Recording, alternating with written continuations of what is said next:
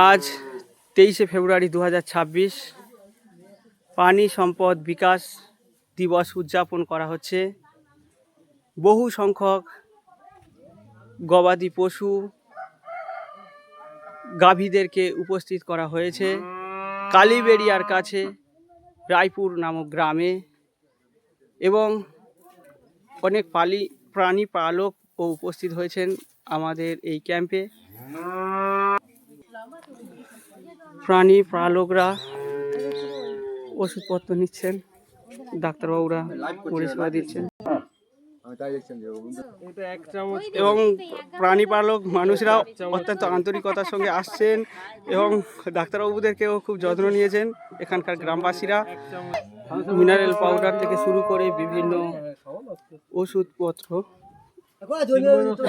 ম্যামেরা দিচ্ছেন, এবং অনেক ডাক্তারবাবু উপস্থিত হয়েছেন, প্রাণী সেবী, প্রাণী মিত্রা আছে, দাদাভাই এসেছেন। আপনার কটা গরু আছে দাদা?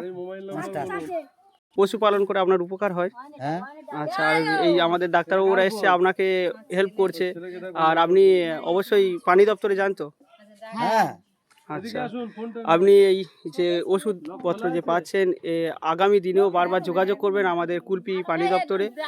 আর আপনার যদি কোনো পশুর মানে বা ছাগল আছে, যদি কোনো প্রাণীদের কোনো সমস্যা হয়, আমাদের স্যারেদের সঙ্গে অবশ্যই যোগাযোগ রাখবেন। অনেক ধন্যবাদ, আপনারা অনেকজন উপস্থিত হয়েছেন, অনেক শুভেচ্ছা থাকছে আপনাদের। আপনারা আসবেন সবসময়ের জন্য প্রাণী সম্পদ কেন্দ্রে কুলপিতে।